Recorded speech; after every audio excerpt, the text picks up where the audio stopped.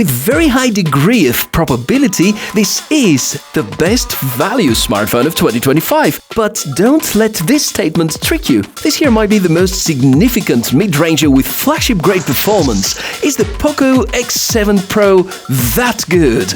Let's inspect. Hey my dear tech friends, so good to meet you. I'm the Tech Mishka. And do you like puzzles?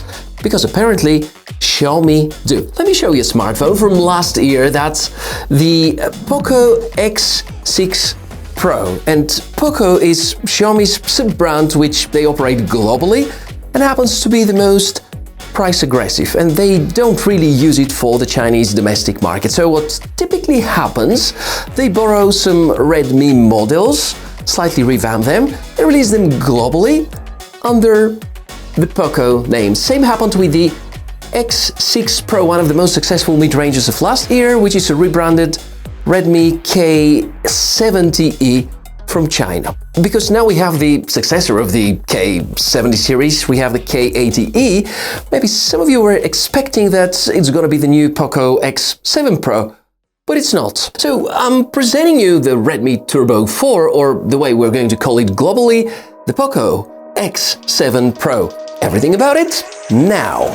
Processing power is, well, let's say flagship grade, very close to Snapdragon 8 Generation 3, better than 3S, and it makes the Tensor G4 inside the latest Google Pixels look laughable. Yes, the raw performance and the gaming capacity of POCO X7 Pro are likely going to turn it into the most wanted smartphone at reasonable budget and awesome characteristics. I won't quote the 1+1 headline this time, but you get the point. MediaTek have gone a long way in terms of optimizing their code and being supportive about software development, and hopes are that 8400 Ultra is going to be even more successful.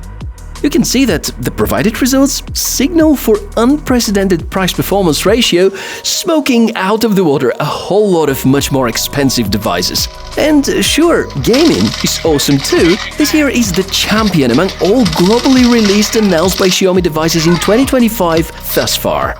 And although we know that games usually come along with Snapdragons better, there seems to be nothing that hinders performance on this particular POCO. It's a beast.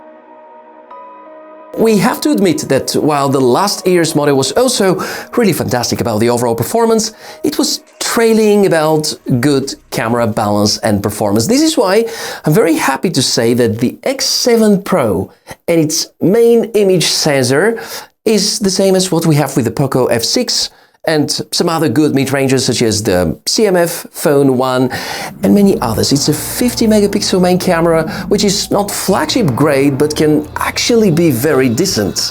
Daytime photos are excellent. Dynamic range is what really matters here, making sure that both the well-lit areas are shown as good as the darker areas of a shot. You might be surprised, but I think that this POCO does even better than the more expensive Redmi Note 14 Pro Plus. Yeah, the lens on the main camera has very wide aperture, which means that more light than usual can reach the sensor. This has definitely positive impact on the quality of night photography. No, I won't make things sound better than they actually are. This is definitely not flagship-grade performance, but combined with the capable photo processing, the POCO X7 Pro can deliver some decent night shots and very adequately capture moving objects in a rather dark room, something that most people do appreciate. Video recordings are also easy to make, there is optical image stabilization, and just as I often say, not all smartphones have the same effectiveness of optical stabilization. This here is just fine, a bit jumpy at moments, but the end result involves electronic image stabilization too, which masks most of these issues. There also is an ultra-wide camera, which is here to help you with extended field of view, mostly in daytime. Yeah, there are certain distortions notable. There is just electronic image stabilization for video recordings, but it's fine, unless you try to make some great photos at night. Well, you can attempt to, just the results won't be that great. All in all, this POCO represents a great camera setup. There is no gimmicky 2-megapixel macro module, which I so much disliked with the Redmi Note 14 series. There's a decent 50-megapixel Sony-based main image sensor and very good video recording features. All of this based on the quite successful POCO F6 camera experience. So, well executed.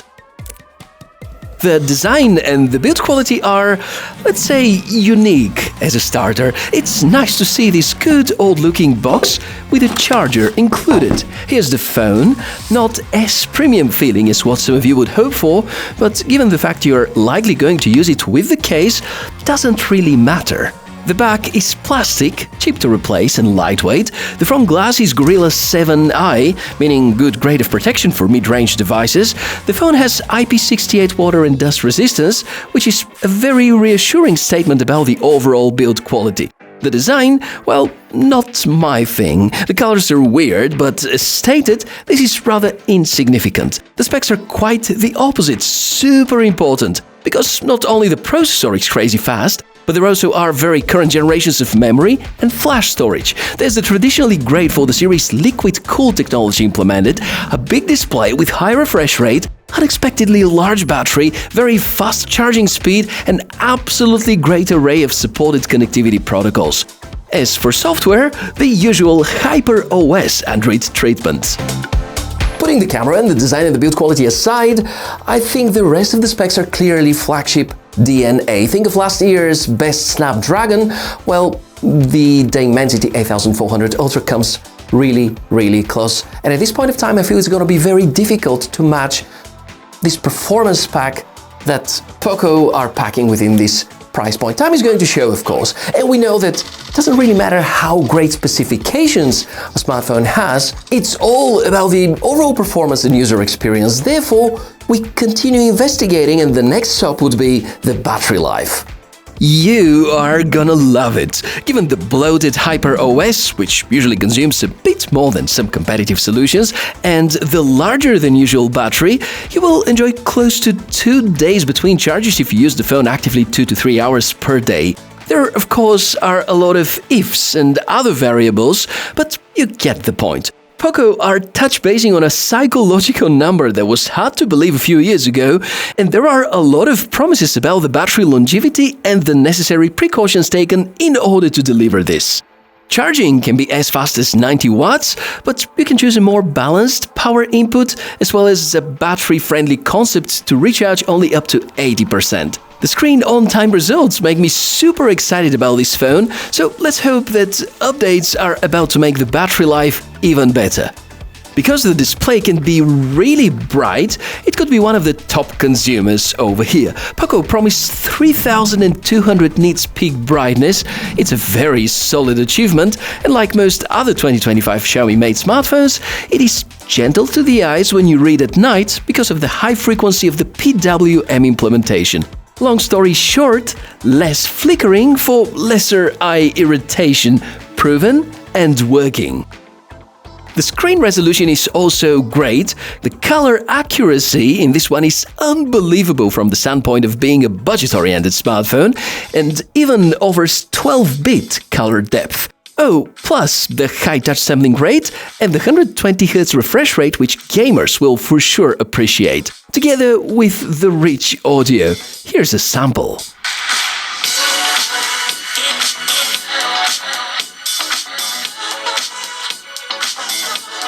Exploring the POCO X7 Pro further, and we find good options for connectivity, very stable signal reception, Wi-Fi speeds are great, NFC is present for contactless payments, and we have the traditional for Xiaomi smartphones infrared blaster for using the phone as a universal remote.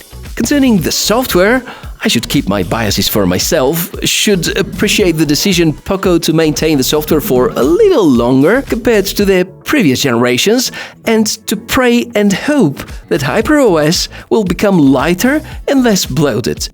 If you have been wondering thus far how POCO make it possible to include that many great hardware features in such a competitively priced device, I guess these extra unwanted apps might be part of the equation.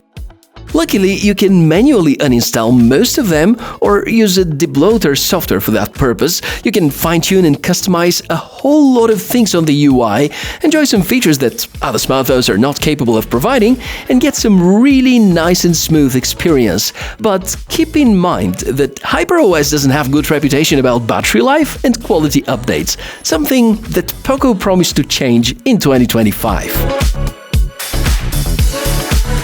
If you didn't get the point this far, this here is hell of a deal. It's one of the very few 2025 smartphones which I believe is worth upgrading to in case you have last year's iteration. That's how much better the new Dimensity inside is, and also the battery life, and more importantly, the overall camera experience. The only thing I really hope for is to see more consistent and overall better software updates brought by POCO, something that they promise to deliver for the coming years.